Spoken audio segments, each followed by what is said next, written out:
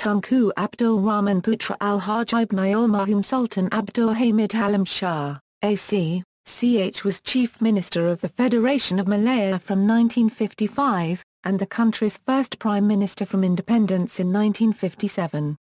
He remained as the Prime Minister after Sabah, Sarawak, and Singapore joined the Federation in 1963 to form Malaysia. He is widely known simply as Tunku, or the Tunku, and also called Bapa Kemerdekaan or Bapa Malaysia. Early life, childhood. Tunku Abdul Rahman was born on February 8, 1903, in Al-Haj, the seventh son of Sultan Abdulhamid Halim Shah, the 25th ruler of the Kedah Sultanate. Tunku's mother was Che Manjalara, the fourth wife of Sultan Abdulhamid. At that time, cholera and malaria were very common all over Kedah, and at least two of Tunku's brothers and his older sister died from cholera, while Tunku himself suffered from intermittent attacks of malaria until he left for London in 1920. When Tunku was about 6 years old, he was toasting keropok in his mother's kitchen, and a liter fragment of firewood fell on his left ankle and burnt him. Tunku wished to conceal the accident from his mother, and wrapped a cloth around his ankle and hoped that it would heal. But the wound turned septic, and it was 3 years before it healed completely and Tunku was able to resume his football games outside the palace. Tunku properly started serious studies at roughly 6 years in Al-Haj, that was the only elementary school delivering lessons in the Malaysian language. By the time a school was opened that taught classes in the English medium by Muhammad Iskandar, who was a teacher, Tunku's mother sent him there instead. Tunku received tuition and readings from the Quran during the afternoons. His older brother, Tunku Yusuf, had come back home after staying in England, so realizing that Tunku was not managing to get ahead with his studies, he thought he could bring Tunku with him to Bangkok by sea from Singapore in 1913. In Bangkok, Tunku began enrollment in the Attribution school, where the classes were delivered in the Siamese language. Tunku Yusuf had made a life for himself attending army campaigns fighting bandits, which led to him to contract pneumonia in the jungle in 1915, and when he returned to the Siamese capital he died. Tunku then returned to Kedah accompanied by his brother's widow. In 1916, his mother sent him to study in the Penang Free School. It was here that Tunku had begun to have developed a keen interest in his studies and twice obtained a double promotion. College. When Tunku was 16, he won a scholarship to further his studies at Cambridge University. He managed to get a seat on an old 9,000-ton cargo ship which carried only 12 people. Tunku boarded the vessel in Singapore, but contracted malaria during the voyage and barely recovered when the ship arrived at Tilbury on June 1, 1920. Here a representative named Eccles met him to take him to his temporary new home in Little Stukely near Huntingdon, where he was tutored by the Reverend Edgar Vigers, the elderly rector of the parish. Living in an English village was a totally new experience for Tunku, and at first, he spent most of his time in the company of the Siamese. In time, he made friends with some youths who played football in the evenings, and he eventually played regularly on the right-wing position for Little Stukely. After about a year, Tunku realized that he was making very little progress in his studies. After a meeting with Mr. Ezekiel, his guardian, in the office of the Crown Agents, Ezekiel arranged for Tunku to move to Cambridge and to be taught by and live with a Mr. Basil Atkinson. Atkinson was an experienced tutor and he prepared Tunku to sit for university entrance examinations known as Lit Lego. The following year, he took the entrance exams and he obtained high marks for all his papers with a pass for the whole examination. He was accepted as undergraduate at one of the colleges that formed the University of Cambridge. The Regent had instructed Tunku to study law at Cambridge so that he could make use of it in the civil service when he returned. However, Tunku decided to enter his name for a pass degree instead. In football, Tunku played right wing for his college, and in the summer, he played tennis. In 1923, he bought the latest Riley sports car with money his mother cabled him. Few undergraduates owned cars in 1923 and Tunku became widely known for it. In 1924, Tunku sat for his examinations at the end of his second year, getting a pass in his BA. 5 years after sailing from Singapore, at the age of 23, he sailed home. The Crown agent secured Tunku a berth in a passenger ship, which stopped at Penang. Tunku Ibrahim, the regent and his eldest brother, was unhappy with Tunku's choice of degrees and he ordered Tunku to return to England to be admitted to the English bar. Although Tunku wanted to remain in Kedah, the regent, despite his mild manner, was all-powerful. Tunku had no choice but to return to London and continued his study of law at the Inner Temple as a regular student. On Tunku's initiative, the Malay Society of Great Britain was formed, with Tunku Abdul Rahman of Negeri Sembilan as president and Tunku Abdul Rahman of Kedah as honorary secretary and the driving force. In his second year as a law student in London, Tunku met Violet Coulson, an attractive lady who managed a restaurant where many Malayan students had their meals. In May 1930, Tunku sat for Part 1 of the bar examination. Although he managed to pass 3 papers, his failure in one paper resulted in him failing the whole examinations in Part 1. Tunku sailed to Penang in January 1931. Since Tunku was on a state scholarship, he was automatically a government servant when he returned. Tunku Ibrahim was still the regent and he told Tunku that he was in disgrace for failing the bar examinations in London.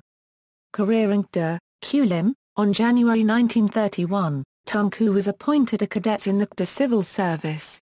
Later, he was transferred to Halim as assistant district officer. In Halim, Tunku devoted much of his time touring the district and getting to know the problems of the peasants who made up 90% of the population. It was in Halim that Tunku married Miss Chong Ayong, a friend's daughter who converted to Islam and became Miriam Chong.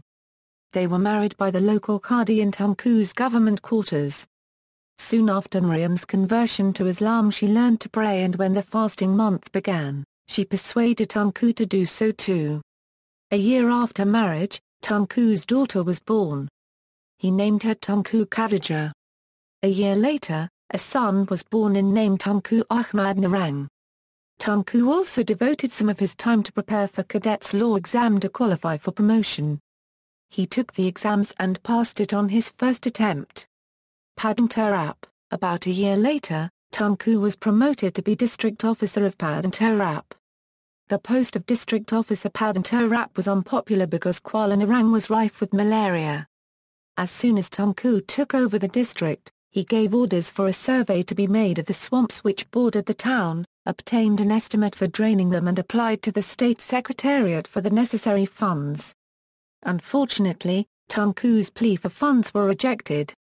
A month after Miriam gave birth to her second child, she contracted a severe attack of malaria. Although Tunku gave her the best remedies that he could obtain from Penang, Miriam made little progress. An English doctor from Al-Haj who visited her mistakenly gave her an injection of undiluted quinine that killed her instantly. He wrote again to the state secretariat, asking that funds be made available to drain the swamps and to rid Kuala Nerang of the main breeding place of the carriers of malaria. This time the money came and the work was carried out under Tunku's supervision. When news of Miriam's death reached Violet, his college friend, she handed over the management of her restaurant and sailed for Singapore. Once she arrived in Singapore, she wrote to Tunku, informing him of her arrival. Tunku immediately took the train to Singapore and were later married by the Qadi in the Malay Mosque in Arab Street, Langkawi. Due to the fact that Tunku Ibrahim, the regent, was known to be strongly opposed to mixed marriages and since there was a law in Kedah which forbade members of the royal family to marry non-Malays without the prior approval of the ruler or regent, Violet lived in Penang. In 1934, the regent died unexpectedly and was succeeded as regent by Tunku Mahmud, the Sultan's younger brother, who was more broad-minded and gave consent to the marriage. This enabled Violet to move to Kuala Nerang, but the secretary to the government showed his disapproval by transferring Tunku to the isolated post of district officer at Langkawi. The district consisted of a group of islands, thinly populated, sparsely cultivated and without roads. When Tunku applied for government funds to develop Langkawi his application was rejected. Ever resourceful, Tunku's genius in winning cooperation from members of the public of all communities led to the construction of a jetty and later to the opening of several earth roads using money and material which he collected. Sungai Petani, the acting British advisor at Kedah, S.W. Jones MCS visited Langkawi and was so impressed by Tunku's initiative that he persuaded the Council of State to transfer and promote him to the post of District Officer of Sungai Petani, the second most important district in Kedah. Tunku soon became the most popular district officer Sungai Petani had ever known. The Commissioner of Police in Kedah clashed with Tunku and called on the Secretary to the government to complain about Tunku. This caused Tunku to be transferred to Kulim as district officer. Sensing that his prospects for advancement were limited, Tunku applied for long leave and left for England together with Violet. In London, Tunku and Violet decided on an amicable divorce. World War II and the Japanese occupation. While in London, Tunku sat once more for the bar examinations, as he planned to leave the civil service and to enter private practice as soon as he had qualified as an advocate and solicitor. Tunku succeeded in passing the Part 1 examination, in 1939. However, with the advent of World War II, Tunku was recalled to Malaya and ordered to resume duty as district officer in Kulim, where he remained for the next 3 years. It was during this period that he married Sharifa Rodzia Syedlwi Barakbar, the daughter of Syedlwi Barakbar of Al-Sitar. He was responsible for the civil defence preparations implemented by district officers. Tunku was appointed Deputy Director of Air Raid Precautions for South Kedah. Tunku recognized the need to prepare for the evacuation of civilians in the event of invasion, and in 1941 he gave orders for the constructions of 6 longhouses made of round timber and with atap roofs on a low hill about 2 miles away from the town. Funds for this work had been refused by the State Secretariat, and Tunku therefore invited donations from local town dwellers who would benefit if evacuations became necessary. By October 1941, British troops had prepared defensive positions in North Kedah. On the morning of December 8, 1941, the invasion by the Japanese army began. The attack was quickly followed by the advance of General Yamashita's army, which had landed unopposed on beaches near Songkhla the previous night. A second assault force came ashore, unopposed, on the coast of Petani and advanced towards Batong and Crow. A third but smaller force landed close to Kotapheru in Clanton despite vigorous opposition. Unaware of the extent of the Japanese attack, Tunku went to his office and ordered general alert for his air wardens. Later that morning, he met the leading shopkeepers and advised them to evacuate their families to the Longhouse. Tunku's eldest surviving brother, Tunku Badlisha, had succeeded Tunku Mahmud as regent in 1937 when the latter died. He was now in control, since Sultan Abdulhamid, although still alive, was incapacitated. At about 9 o'clock on the night of invasion, Syed Omar telephoned Tunku and told him that the regent had decided to evacuate the 77-year-old Sultan to Penang, and thence to Singapore. Tunku disagreed with this decision, feeling the need for the Sultan to remain with his people. He absconded with him during the journey. Soon after, the Japanese began bombing Penang. Occupation. With the Japaneses bombing Penang, the regent and his family fled. They were given accommodation in Sidim when the second and more severe bombing of Penang town took place on December 11, 1941, which caused hundreds of civilians to be killed. Upon returning to Kulim, Tunku found out that all the police were no longer on duty. Tunku's first concern was to prevent looting, and he called all members of the disbanded Kedah volunteer force in Kulim to come to his assistance. These men formed a vigilante corps and Tunku arranged for them to patrol the town at night. He was also responsible for the acquiring of emergency food stores from the government rice mill at Bagan Serai in Perak. By December 16, 1941, the Japanese army had occupied the west coast of Kedah, including all the main towns. The Japanese military governor of Kedah, an assuming office, appointed another of Tunku's brothers, Tunku Muhammad Jua, to be a temporary regent until the Sultan returned to Al-Sitar. On December 17, the Sultan, the regent and his family and senior officers of the state government set off for Al-Sitar with a Japanese military escort. In Kulim, Tunku reluctantly remained as district officer for another year as a servant to the Japanese military administration. Friction between Tunku and the Japanese officials were frequent, and he was removed from his position of authority. The Siamese were then put in charge.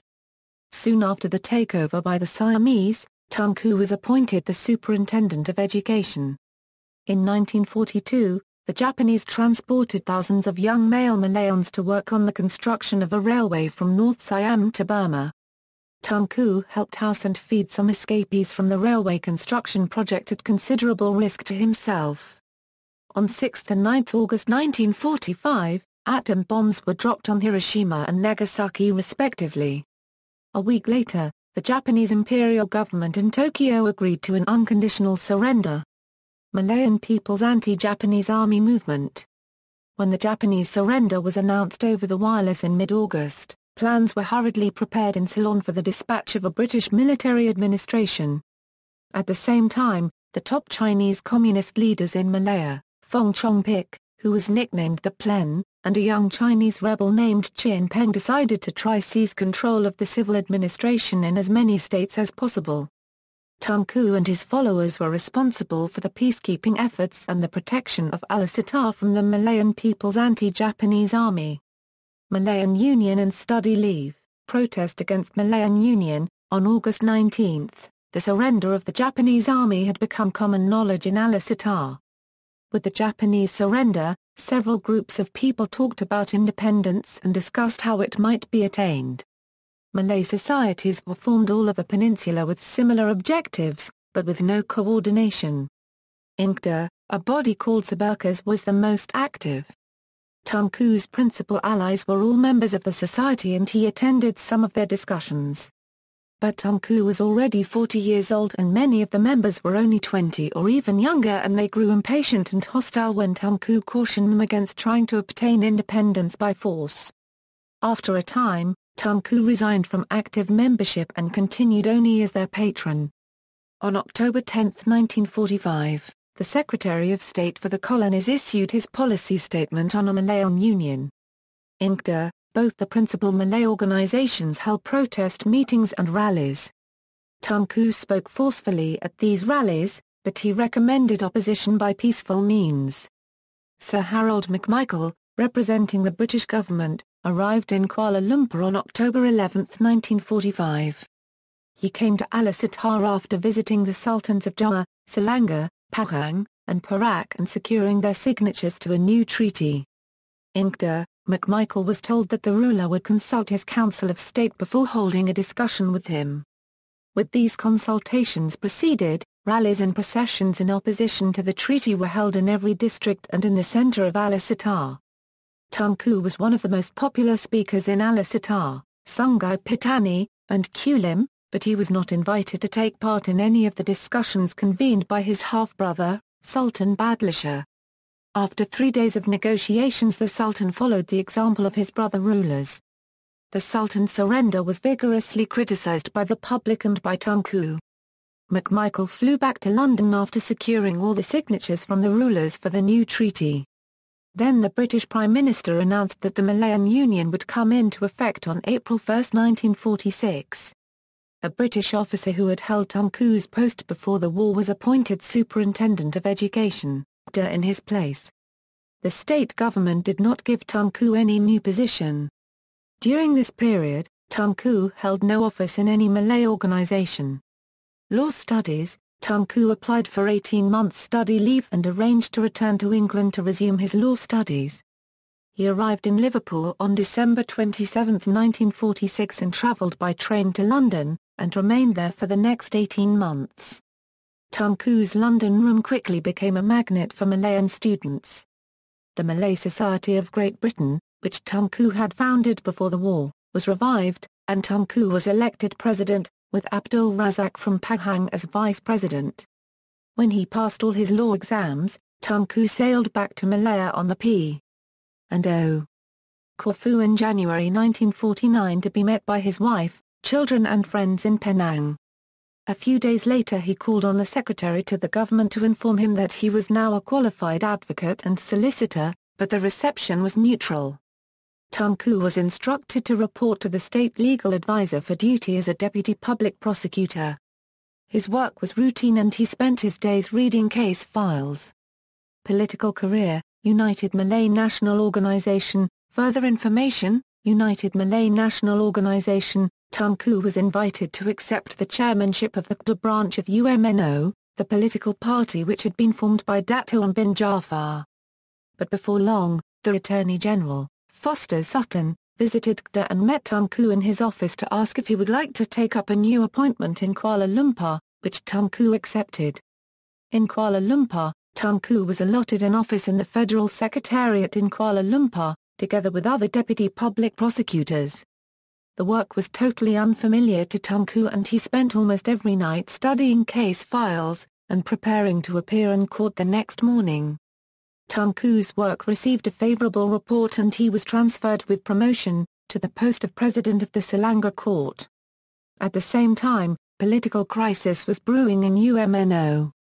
When the communist terrorists launched an armed rebellion from jungle bases, UMNO founder and president, felt the need for racial harmony and a non-communal political party. A General Assembly was to be held in Kuala Lumpur in August 1951, and had made it known that if his proposals were not accepted in this meeting, he would resign. Malay leaders while discussing the crisis recognized that they must find a successor to ON.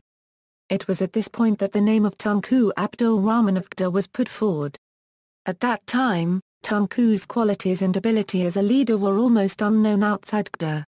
Finally, 3 candidates, including Tunku, were suggested to be nominated for the post of president if ON stepped down.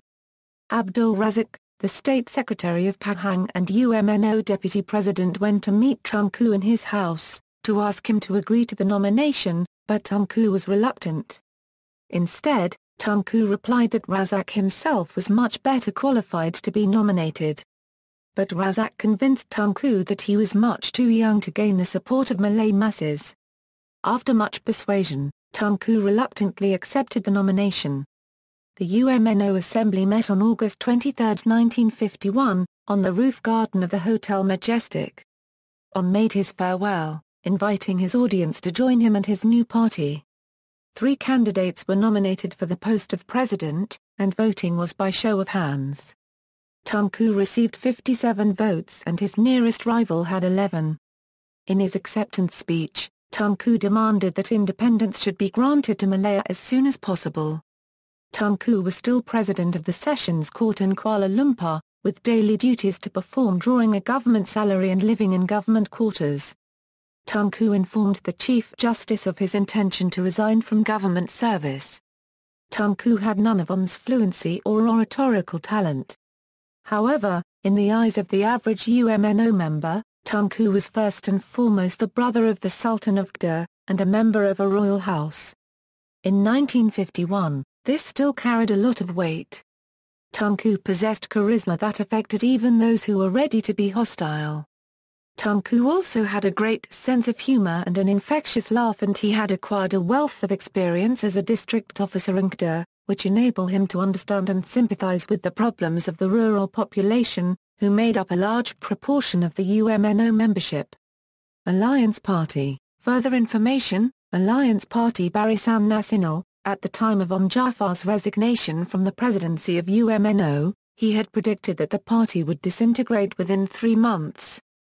But even before the end of that period, it became clear that although influential Chinese and some prominent Indians and Ceylonese had become members of ON Jaafar's new party, very few Malays had done so.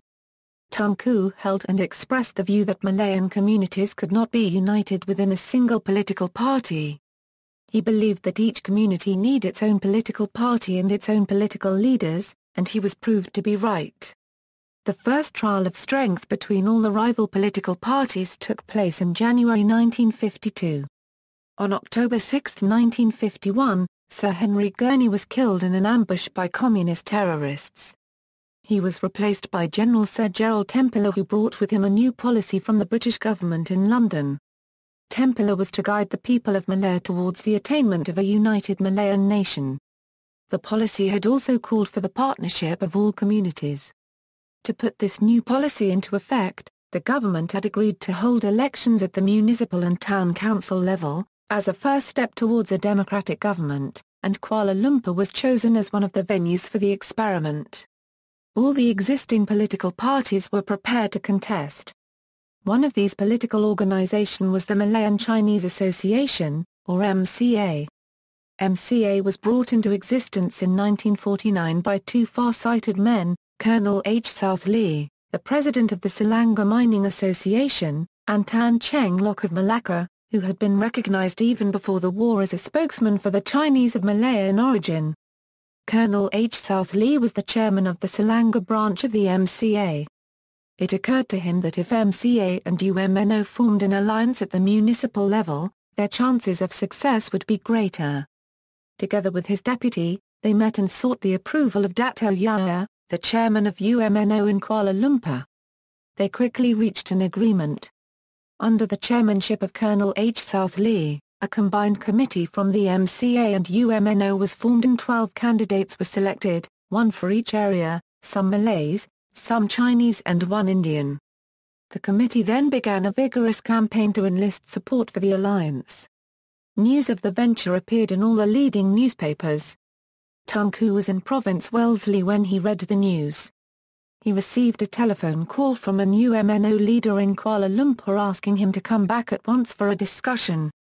On his way to meet the UMNO leaders in Kuala Lumpur, he saw a leading member of Independence of Malaya Party, or IMP, and asked for his opinion of the alliance. Tunku was confronted by protesting political colleagues, but he told them that he supported the alliance and intended to help in the campaign in Kuala Lumpur. Tan Cheng Lock was in a more delicate position. He was a founding member of IMP and also president of MCA. Many members of the Central Committee of the MCA were also members of IMP and they strongly criticized Colonel Lee.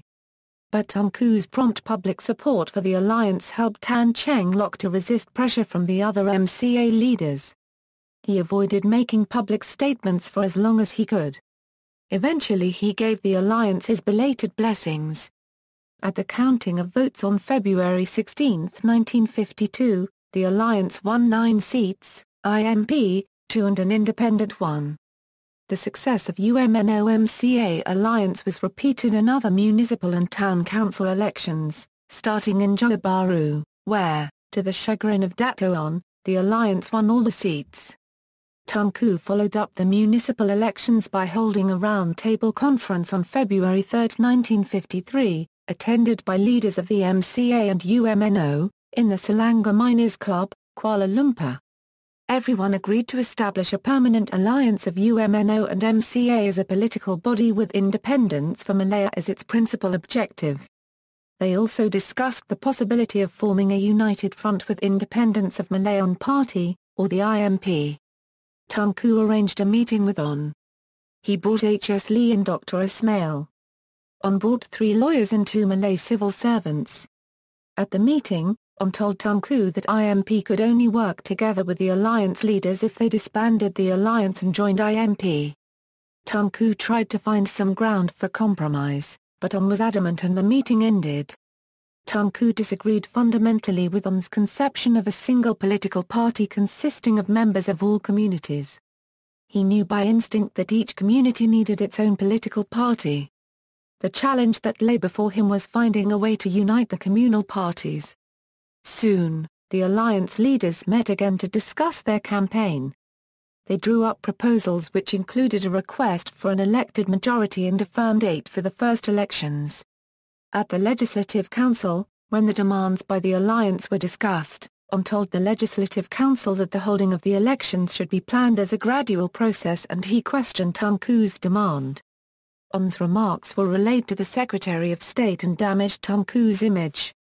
Meeting in London, in August 1953, Gerald Templer offered Tunku a portfolio in the government, but Tunku refused it. Earlier on July 1953, the government set up a working committee to examine the possibility of holding state and federal elections. The committee was set up after Templer obtained the concurrence of Malay rulers who at first were quite reluctant to accept such proposals due to their deep-rooted fear of what might befall them if independence were granted. When the names of the members of the election committee were announced, Tunku observed that a majority of them were on Jafar's supporters. During the discussion, the members found themselves in two groups. The majority approved certain recommendations while the alliance minority disagreed and made their own proposals. When the majority recommendations were accepted and proposed by the government, alliance representatives all over the country attacked the government's proposals with the new rallying cry Merdeka. By then, recommendations had been forwarded to London, and Tunku in consultations with the alliance leaders decided that they must ask for an interview with the Secretary of State in London. Tunku sent a long telegram to the Secretary of State asking him to meet a delegation from the alliance. On April 14, 1954, a reply was received from the Secretary of State who rejected the request for an interview. Emergency meetings of UMNO and MCA leaders were held and a decision was made. The decision was severely criticized both inside and outside the alliance, and it required great courage and determination for Tunku to proceed. Next were the financial problems. Tunku called for an emergency meeting at UMNO in Malacca where he asked for financial help. The response from UMNO members was swift. A quantity of money and even personal jewelry were handed to Tunku. After some final travel arrangements, Tunku and Tan left Singapore on April 21, 1954, for London. Tunku flew to London conscious of the doubts of his alliance partners and the strong criticism from government officials. Before he left, he was aware that Jafar had dissolved IMP and formed a new political party called Parti Negara. Had abandoned his vision of an all-communities party and directed his attention to the Malay community. Tunku realized that Parti Negara would attempt to weaken UMNO and subvert some of his UMNO supporters. But Tunku also knew that he must act now if the granting of independence was not to be delayed indefinitely. London in mid-April 1954 was cold, damp and cheerless. There was not even one press reporter to meet Tunku. Knowing their financial resources were limited, Tunku took Tan with him to Gloucester Road Hotel and booked a double room. He then telephoned his old friend, David Rees, who was now a prominent member of the British Labour Party. David Rees was the Parliamentary Under-Secretary of State for the Colonies under the Labour government from 1947 to 1950. David Rees was a valuable and influential ally.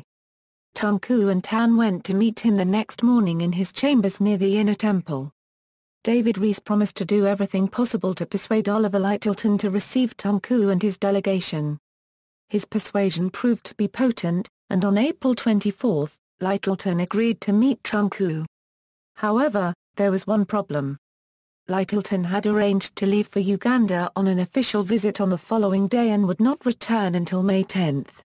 It was a long time to wait and it would be stretch their financial resources to the limit, but Tunku decided to stay on. Meanwhile, with David Rees's help, Tunku gave a press conference at which he explained the popular support for the alliance. He then had meetings with members of parliament of all three parties. Tunku's relaxed manner, the fluency of his spoken English and his genial personality attracted his audience and provided ample justification for his mission. When the contents of the election proposal were released by the Colonial Office, only then did Tunku discover that the Secretary of State had not accepted all the recommendations of the election committee. But Tunku was not satisfied. He had asked for at least 60 elected members. A substantial majority of elected members was essential. While Lyttelton was overseas, Tunku prepared his brief, and on May 14, Tunku, Abdul Razak and Tan were ushered into the Secretary of State's room in the Colonial Office. Tunku explained in detail the alliance's views on the importance of a workable elected majority and on the need for early elections, but the Secretary of State insisted that the alliance try out the Colonial Office election proposals. Tunku pressed on further for an agreement on at least 3/5 of the elected majority, but the Secretary of State wouldn't commit to his suggestion. Finally, the meeting came to an end. Tunku had to fly back on May 20, to attend the debate on the Elections Committee proposals in the Legislative Council. A letter from the Colonial Office was delivered to Tunku's hotel room on May 19. It was beautifully phrased, but the contents could be summarized in 2 words: no change. Tan cabled the gist of the reply to the Alliance co-chairman, Tan Cheng Lok. He and Tunku then left London the next day, leaving Abdul Razak to open the new MNO-MCA Merdeka Freedom Bureau, through which publicity material in support of early independence could be distributed in England. Boycott. In Kuala Lumpur, Tunku met members of the UMNO Executive Committee in the morning, and the Alliance Round Table members the same night. The Alliance leaders accepted the view that the mission had achieved a measure of success. It was also agreed that the request from the Secretary of State to give the elections proposals a trial could not be accepted. They have prepared a resolution which was drafted by Colonel H. South Lee, rejecting the Colonial Office proposals. The next day, Tunku, Dr. Ismail and Leong Yuko, the Secretary-General of MCA, took the resolution to General Templer's office. Templer read the document without comment and then requested that the release of the resolutions to be pressed be delayed. That night, in the privacy of another meeting of the Alliance Round Table, Tunku brought up a delicate question. With these prospects in view, were they ready to proceed? The answer was prompt and unanimous. Lyttelton's reply to the Alliance's request arrived 10 days after Templer's departure. MacGillivray, the new British High Commissioner, invited an Alliance delegation to the King's House for a meeting. He hoped that the Alliance members in the Executive and Legislative Council would continue to serve until the election debate was completed. At the Alliance Round Table meeting that night, the Alliance was adamant and the boycott went into effect. About 1,000 Alliance members at all levels took part. It was a subtle process with results that were not immediately felt, but which were cumulative. The boycott was widely criticized. The Secretary of State called for consultations with the rulers by the High Commissioner.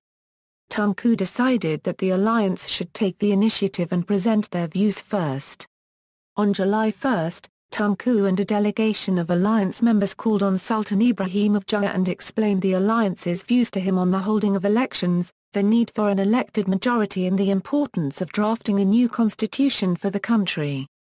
The Sultan had learned the need for caution in constitutional controversies and he gave a genial but non-committal reply.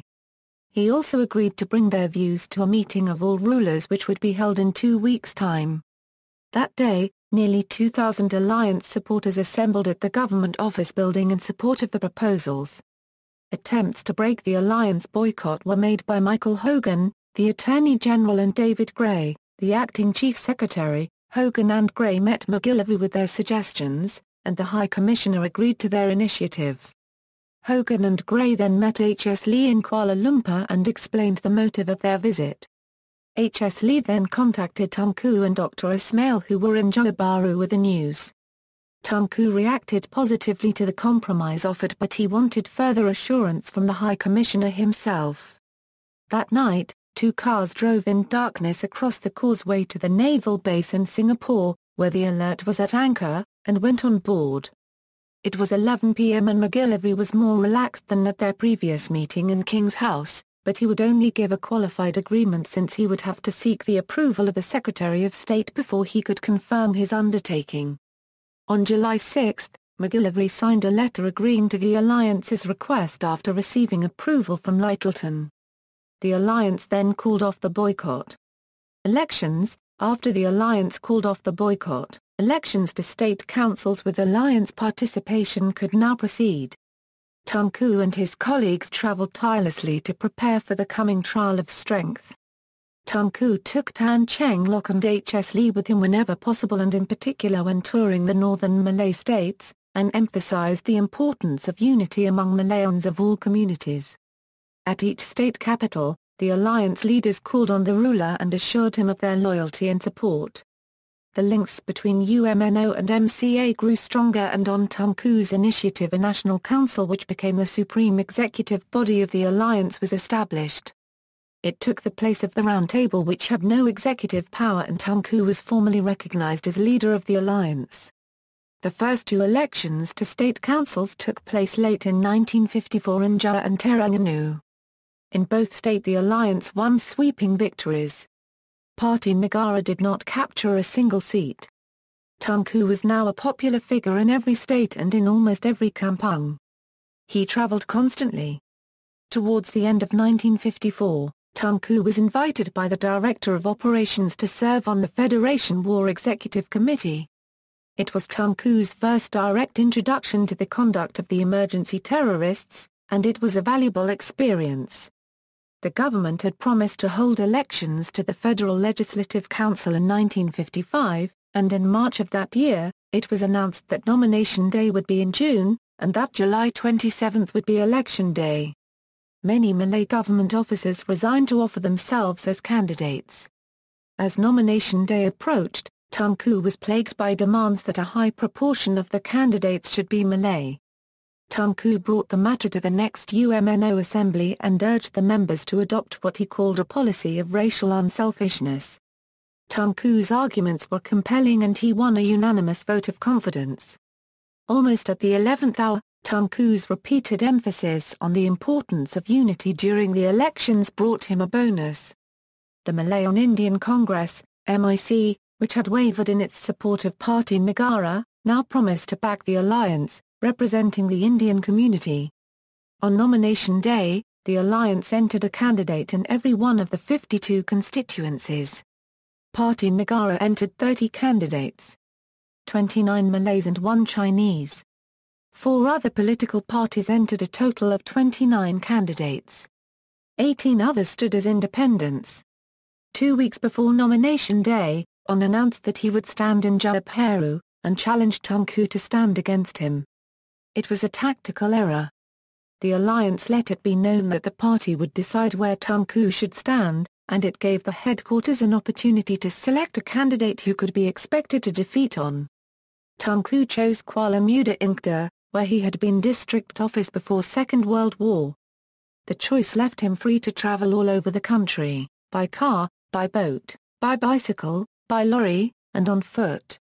Tunku seldom slept in the same bed 2 nights in a row, but he was tireless, inspiring and confident. He paid particular attention to the Malay majority constituencies where the alliance had put up Chinese candidates. Dato' also campaigned with feverish energy. He had resigned from the post of Member of Home Affairs to concentrate on the election. On no longer hoped to win a majority, but he seemed confident that Parti Negara would provide substantial opposition. Tunku resisted invitations to forecast the election results, but he let it be known that he was confident of an alliance victory. It was only during the last week of the elections that Tunku toured his own constituency. Everywhere he went, he was promised total support. He spent the day before the elections in the UMNO house in Alasitar and telephoned the alliance headquarters in every state. On polling day, after casting his vote, he drove himself on a whirlwind tour to constituencies in Kedah and then set off to Kuala Lumpur accompanied by Th Tan. Tunku stopped at every main polling station en route, and only arrived in Kuala Lumpur at 11 p.m., making it possible for him to enter the town unrecognized. Tunku always enjoyed company of his friends, but on the night of July 27, he was exhausted and wanted to be alone.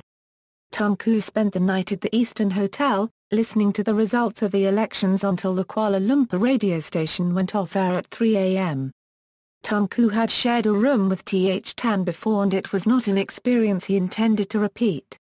But that night, he was too tired to move anywhere else, and he remained in Tan's room for what was left of the night. Tunku woke up after barely 2 hours of sleep. He rose, took a bath and recited his morning prayers. While Tunku dressed, the first visitor arrived with a summary of the results from the alliance headquarters. Tunku won with a majority of more than 20,000 votes, Sulaiman won with 5,943 votes against Dato' and only managed to secure 2,802 votes.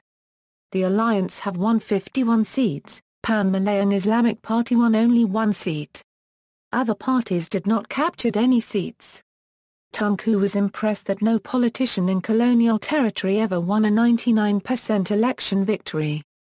Tunku's next visitor was Colonel H. South Lee, who brought suggestions for the composition of the alliance cabinet. While they talked, another message was relayed, conveying the congratulations of the High Commissioner on the alliance victory. At the Alliance headquarters, more supporters came to congratulate Tunku. Later the same day, Tunku arrived at the UMNO headquarters in Johor Bahru. The road outside it was very crowded because everyone wanted to congratulate their president.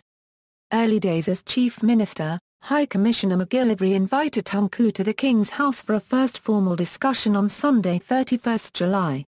Tunku handed the High Commissioner for a list of 11 cabinet minister, 6 Malays, 3 Chinese and 2 Indians.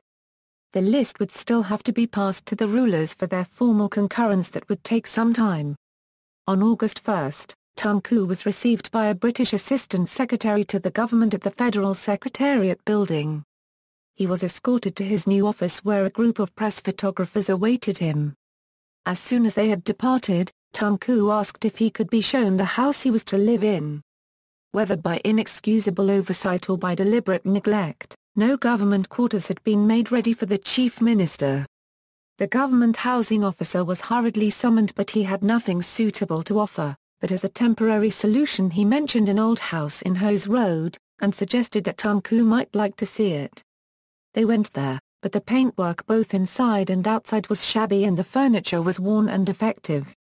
A man in Tunku's distinguished position might have rejected the offer but Tunku preferred to avoid dispute on his first day in office. He agreed to occupy the house on the understanding having it repainted and, if necessary, repaired would be top priority. Back in his office, Tunku asked when an official car for the chief minister would be available. His inquiry, it appeared, had been anticipated.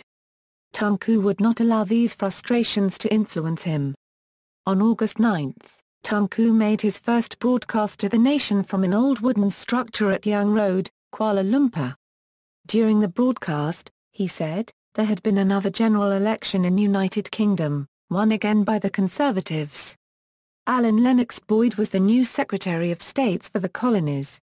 He was to visit Malaya and be present at the new Legislative Council meeting on September 1. At their first informal meeting at King's House in Kuala Lumpur, Tunku found in the new Secretary of State an unexpected affinity. They were able to speak freely and they shared a sense of humour. Lennox Boyd agreed to hold constitutional talks in London in January 1956, provided that the rulers were represented. When the rulers met at their conferences in Kuala Lumpur in September 1955, Tunku sought and was granted a special audience. Tunku asked the rulers to appoint representatives for the constitutional talks to be held in London. As the days for the talks got closer, travel plans were discussed. Bailing talks, further information, bailing talks. In dealing with the emergency, Tunku had offered amnesty to the communist terrorists soon after he became chief minister. 186 safe areas were named in 4 million leaflets, which were dropped over the jungle from Air Force planes. The results had been disappointing but an unsigned letter from communist headquarters in South Thailand asked for a ceasefire. Tunku showed the letter to McGillivray and General Bourne. Then, with their agreement, Tunku issued a reply in the press stating that he was willing to meet Chien Peng. After a further exchange of letters, Tunku and Chien Peng met in southeast Kedah near the Siamese border in December 1955. Tunku had 2 objectives for the meeting, one was to clarify the amnesty terms, the other was to make it clear that Tunku spoke for the people of Malaya and not as a representative of the British. Chien Peng could not accept the amnesty terms because the British did not allow communists in the jungle to enjoy equal status with other Malayans. Chien Peng demanded that the Malayan Communist Party be legalized and be allowed to participate in the elections. Singaporean Chief Minister David Marshall asked if the MCP would lay down their arms if Malaya was granted independence. Chien Peng refused as the amnesty offer was unacceptable to the MCP, and that they would never disband the MCP. Discussions continued after dark without either side making any concessions. The talks failed to reach any agreement and ended at 10 a.m. the next morning. Following failure of the talks, Tunku decided to withdraw the offer of an amnesty on February 8, 1956, 5 months after it had been offered. He stated that he would meet the communists again in an unwillingly manner unless they indicated beforehand their desire to see him with a view to making a complete surrender. He said that the Communists had made it clear to him that their ideology and that of himself and his party could not exist side by side. Therefore, the war must be intensified until one or the other gave in. I have every confidence that the people of Malaya will give their fullest support and cooperation to the action I have taken. Road to Independence. After Tunku and Lennox Boyd agreed to hold constitutional talks in London in January 1956, provided that the rulers were represented. When the rulers met at their conferences in Kuala Lumpur in September 1956, Tunku sought and was granted a special audience. Tunku asked the rulers to appoint representatives for the constitutional talks to be held in London. As the days for the talks got closer, travel plans were discussed. Finally, on January 1, 1956, the two delegations sailed together from Singapore to Karachi on the Asia, a large Italian passenger liner. They met every day either in a screened portion of the dining saloon or in one of their cabins. Before they arrived at Karachi, their draft proposals had been finalised, and they entered Lancaster House in London on January 16, as the Merdeka mission, with a single leader, Tunku. Tunku and Lennox Boyd were men of integrity and sincerity, who spoke cordially and frankly. Progress was unhurried but positive. Finally, on February 8, 1956, Tunku's 53rd birthday, he and Lennox Boyd signed the Independence Agreement, scheduled for August 1957. Tunku and his mission left London on February 16, had a short break in Cairo and landed in Singapore 4 days later. The next day, Tunku went to Malacca where he had decided to make his first public announcement on their success. Standing erect, with his arm raised, Tunku rode in the leading car in the motorcade to the open reclamation ground beside the sea. His speech was simple and brief, muffled by the constant chorus of Merdeka. Soon after Tunku's return from London, a constitutional commission is set up in Kuala Lumpur. The commission travelled to every state, hearing evidence and receiving memoranda. The Alliance National Council spent months preparing a detailed memorandum from the commission, most of which were accepted. The commissioner's report was published in Kuala Lumpur in February 1957. McGillivray then set up a working committee to prepare final recommendations for the consideration of the British government. When the subject of Jus Soli was mentioned, Tunku, as the inspired diplomat, managed to persuade the MCA leaders to agree to its omission from the official recommendations. Only 6 months remained before the date which had been adopted for the proclamation of independence. Tunku made an announcement inviting musicians both at home and abroad to compose a national anthem for Malaya. He then set up a committee to help him judge the entries, which numbered over 70 including one by the world-famous British composer, Benjamin Britten. After the first meeting of his committee, Tunku decided that the lyrics for the national anthem of Malaya must be in Malay. When they next met to listen to a short list of Malay compositions, Tunku recalled an old melody called Terang Bulan. It was even adopted by Sultan Idris of Perak as his state anthem back in 1888. Tunku asked the Inspector General of Police arrange for the tune to be orchestrated and played by the police band, and the committee listened spellbound. The quest had ended and Tunku renamed the old tune Negaraku and adopted it as the national anthem. Tunku also found time to select from Malay literature titles from the old Malacca empires in the 15th century. When a date had been fixed for Independence Day, Tunku instructed the Director of Public Works to build a large open-air stadium. He then set up a committee plan and organized the independence ceremony, and he named the stadium Stadium Merdeka. Through the months that followed, Tunku maintained an unruffled calm, and the final week of August arrived without any mishap. Near midnight on August 30, 1957, people began to gather on the playing field between the Moorish-style government secretariat and the Tudor-style Selangor Club. The Alliance's leaders stood near the flag poles that were planted side by side at a tall floodlit clock tower. At midnight, the clock in the tower began to strike. The Union Jack on one flag pole and the new Federation flag on the other began to move slowly and simultaneously. As the last stroke of midnight echoed above the heads of the crowd, a band played God Save the King. The moment the band stopped playing the British national anthem, The silence was shattered by a roar that consisted of a single word, Merdeka, that was shouted repeatedly by at least 10,000 voices. Very early in the morning on August 31, members of the public began to file through the entrance gates of Stadium Merdeka to witness the independence ceremony. A large rectangular carpeted dais stood at the center of the stadium. The rulers, sheltered by yellow silk umbrellas, were already in position on the dais. The paramount ruler sat in the center with the Duke on his right and Tunku on his left. The Duke handed the constitutional instrument to Tunku. Tunku then read aloud the Proclamation of Independence. With his right arm raised, Tunku then shouted Merdeka. And the crowd thundered Merdeka. In response. Then the Malayan national anthem Negara played for the first time as the flag of Federation of Malaya is raising. Euphoria swept over the country. Malaya had gained its independence. Premiership. Abdul Rahman dominated the politics of independent Malaya, and led the alliance to landslide wins in the 1959 and 1964 general elections. He not only served as the first Prime Minister of Malaya, but also as its foreign minister.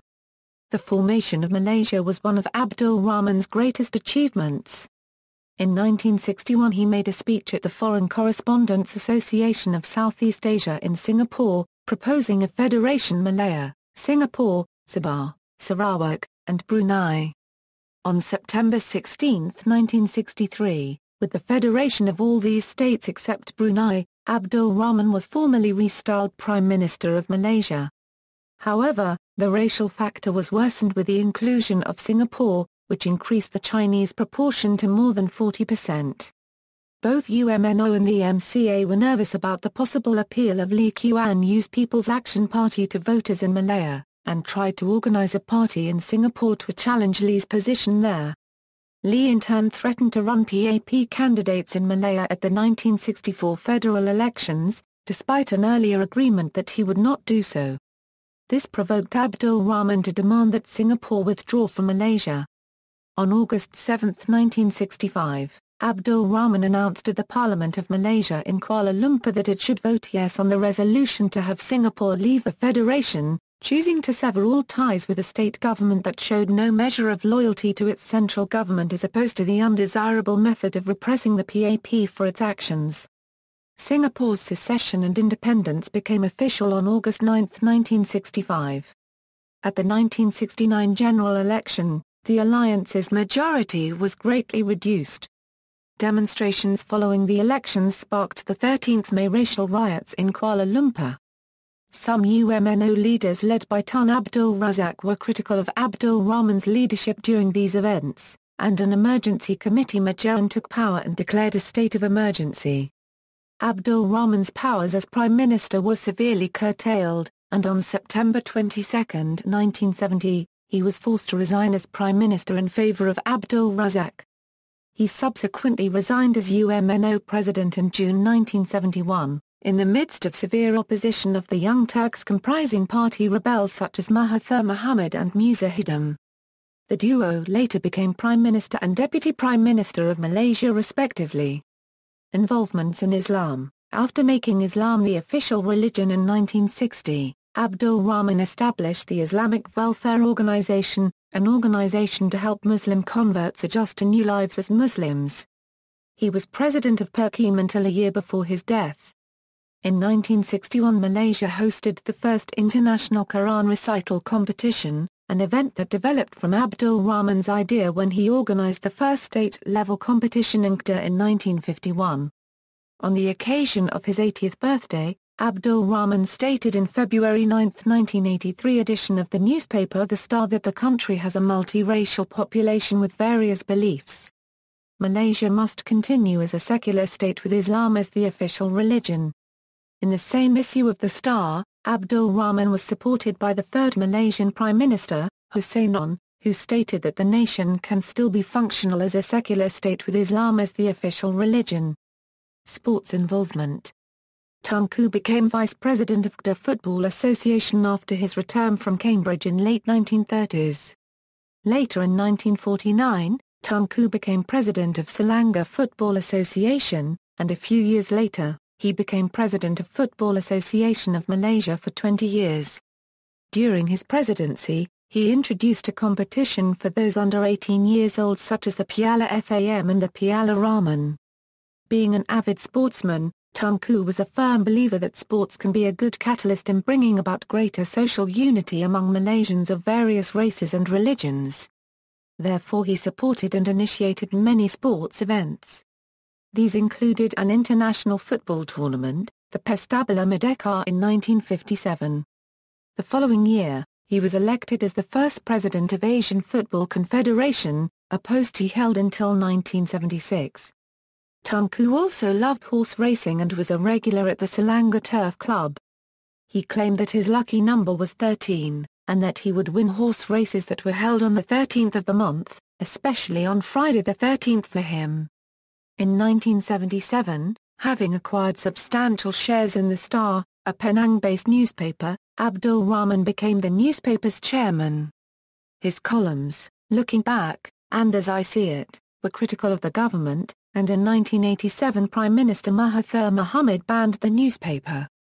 This led to a split in UMNO, with Abdul Rahman and another former Prime Minister, Tun Husainon, setting up a new party called UMNO Malaysia, but its registration was quashed by Mahathir Mohamad, who set up his own UMNO Baru.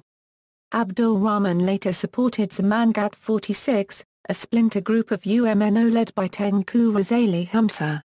He campaigned actively for the latter in the general election of 1990, but was already in very poor health. The well-educated, visionary Tunku clashes with Mahathir's brand of nationalism that was meant to help the economically and socially stunted Malays of Malaysia. Personal life: Tunku married at least 4 times. It was in Kulim that Tunku married his first wife, Miriam Chong, who was the daughter of his friend, Chong Ayong, a Thai Chinese. Soon after Miriam's conversion to Islam, she learned to pray, and when the fasting month began, she persuaded Tunku to do so too. A year after their marriage, Tunku's daughter Tunku Khadijah was born. A year later, a son Tunku Ahmad Nirang was born. A month after Miriam gave birth to her second child, she contracted a severe attack of malaria and died from a medical blunder, an injection of undiluted quinine. On Miriam's death, Tunku wrote a letter to his former landlady in England, Violet Coulson. When the news of Miriam's death reached Violet, she dropped everything and turned up in Singapore. They were secretly married by the Qadi in the Malay mosque in Arab Street according to Muslim rites. After conversion, Violet's Muslim name was Ptbte Abdullah. Violet went to live in Penang because they had no approval of the ruler or regent.